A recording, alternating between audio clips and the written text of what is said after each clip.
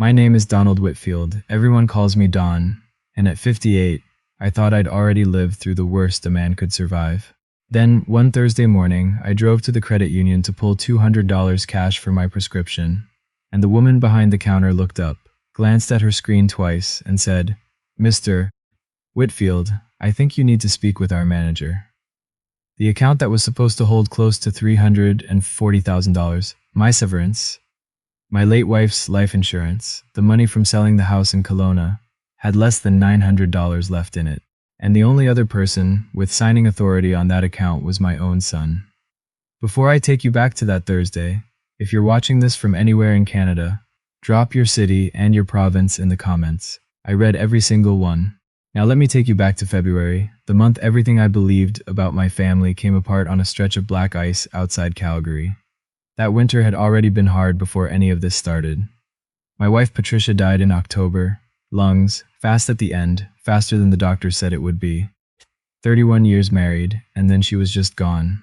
And the house on the south side felt like a museum I wasn't allowed to touch anything in.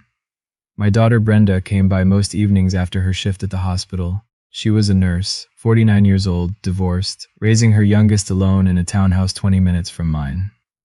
She'd let herself in with the spare key, put the kettle on, sit with me at the table and not say much, because there wasn't much to say. Some nights she'd just do the dishes I'd left in the sink for 3 days and not mention it. My son Russell lived an hour and a half away in the city, in a condo with a view he liked to remind people about. He worked in something he called wealth management, though I never fully understood what that meant beyond the suits and the leased car. He called on my birthday. He called at Christmas. After Patricia passed, he came to the funeral, gave a eulogy that made half the room cry, and then I didn't see him again for 6 weeks. It was Russell who suggested, 2 weeks after the funeral, that I add him to the main account. "Dad, you're not thinking straight right now, and that's normal. But if something happens to you, if you fall, if your heart does something stupid, somebody needs to be able to access funds fast. Brenda's got her hands full with the kids and her job. I've got the financial background. Let me handle the boring stuff so you don't have to." I remember sitting in my recliner, still in the cardigan Patricia bought me 2 Christmases before, and thinking, he's right. He's the one who understands money. Brenda's good with people, with bandages, with sitting beside a dying woman for 11 straight hours like she did with her mother. But numbers were never her thing. So I went down to the branch on a Tuesday and signed the papers myself. The same week I buried my wife, and I felt, for the first time in weeks, like I'd done one responsible thing. For 3 months, nothing seemed wrong. Russell would text occasionally. "Dad, I moved some of the GIC money into something better. Don't worry about it. I'll explain when I see you." I never asked him to explain. I trusted him the way you trust a son who showed up sharp and confident at every family dinner, while his sister showed up in scrubs that still smelled like the ward. Brenda noticed things before I did. She mentioned almost in passing that I hadn't bought new tires before the snow came, and I always bought new tires before the snow came. She asked if I'd canceled my cable, since I mentioned watching less TV. I told her I just wasn't in the mood for television since her mother passed. She let it go, but she started coming by more.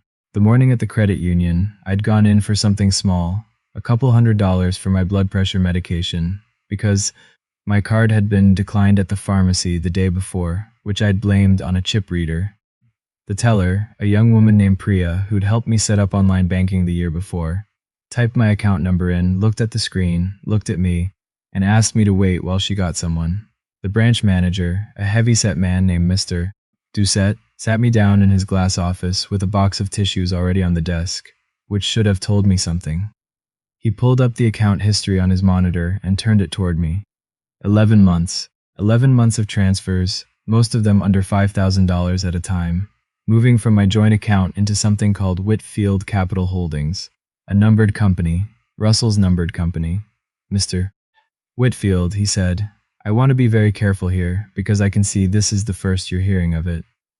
But these transfers were all authorized digitally, using the joint signing authority on this account.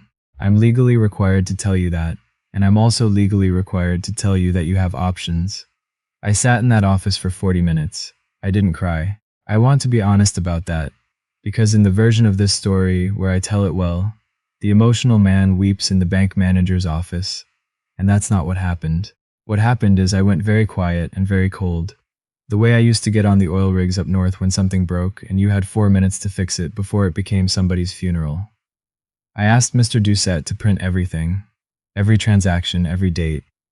I called Brenda from the parking lot. She was on shift, but she picked up on the second ring, the way she always did since her mother got sick, like some part of her was permanently braced for bad news. Dad? What's wrong? I need you to come to the credit union on McLeod Trail. Don't ask me why on the phone. Just come. She was there in 35 minutes, still in her scrubs, hair half out of its clip. She read the printout standing up, and I watched her face go through about 6 different emotions before it landed on something I'd never seen on her before. A kind of flat, exhausted anger that scared me more than yelling would have. Dad, when did you give him access to this account? After your mother's funeral. She closed her eyes. I asked you that week if you'd talk to a lawyer about anything, about the estate, about protecting yourself, and you said Russell was handling it. He was handling it. He was robbing you. I didn't want to believe her. Not yet. 31 years of being a father who told himself his son was just busy, just ambitious, just bad with phone calls, doesn't undo itself in a credit union parking lot. I told Brenda I needed to hear it from Russell myself before I decided anything. She didn't argue. She just said, okay, but I'm coming with you. We drove to the city that weekend. Russell's condo building had a doorman who knew him by name and called up before letting us through, which gave him exactly enough time to compose himself. He opened the door in a golf shirt, smiling like we'd dropped by for brunch. Dad, Bren, hey, this is a surprise. I would've. Sit down, Russell, I said. I hadn't planned the words. They came out of me the way Mr. Doucette's tissues had appeared on his desk, like some part of me had known this moment was coming and prepared for it without telling the rest of me. I put the printout on his glass coffee table. He looked at it for a long time, long enough that I knew with total certainty, before he said a single word, that he wasn't going to deny it. Dad, it's not what it looks like. I was investing it. I was going to put it back, with interest. I was going to $340,000, Russell. The market's been rough, okay? I had a position go bad in October, right around when Mom. I panicked, I tried to recover it. I moved some of your money to cover margin calls. And then I kept thinking the next trade would fix it, and it just... You gambled your mother's life insurance. He didn't have an answer for that. His girlfriend, a woman I'd met twice named Stephanie, came out of the bedroom in workout clothes, took one look at the room, and quietly went back in and shut the door, which told me she already knew, or at least suspected. Brenda was the one who asked the question I couldn't make myself ask. How much is left, Russell? Of the $340,000, how much is actually left? He looked at the floor. About $60,000, in the holding company. I can get you that back this week. $60,000, out of $340. He hadn't invested it badly. He'd burned through it like a man trying to outrun a fire he'd started himself, doubling down on losing trades, moving money between accounts to hide the bleeding from any statement I might glance at, and the whole time calling on my birthday, sitting beside me at his mother's funeral with his arm around my shoulder, telling people what a close family we were. I want to tell you, I yelled. I didn't. I sat on his leather couch, in his condo with its view he'd paid for, partly with my money, and I felt something in my chest that I can only describe as the floor of my whole life giving way. This was Patricia's money. Money she'd worked 30 years as a school administrator to help build. Money meant to cover my retirement, my care if I got sick the way she did, maybe something left over for my grandchildren. And my own son had treated it like house money at a casino. I asked him one question before I left. Why didn't you just ask me for help if you were in trouble? He looked at me, and for 1 second, just one, I saw something honest in his face. Because you'd have been disappointed in me, and Brenda's the one who's allowed to need help in this family. I'm supposed to be the one who has it together. That sentence sat with me for a long time afterward, longer than I expected it to. Because there was a kernel of truth buried in his excuse, even underneath all the rot. I had treated my children differently for years. I'd praised Russell's job, his condo, his suits in front of relatives, and let Brenda's late shifts and her ex-husband's child support struggles go unmentioned like they embarrassed me. I'd built a son who thought failure was a thing that happened to other families, and a daughter who thought love had to be earned through quiet, unending usefulness. I didn't say any of that to Russell that day. I wasn't ready to give him that grace yet, but I knew it, sitting on that couch, and it stayed with me. We drove back to Calgary mostly in silence. Somewhere past Airdrie, Brenda finally spoke. What do you want to do, Dad? I don't know yet. You could press charges. Walter Anand at the firm downtown does elder financial abuse cases. One of the nurses on my floor used him when it happened to her grandmother. He'd take this case in a heartbeat. It's textbook.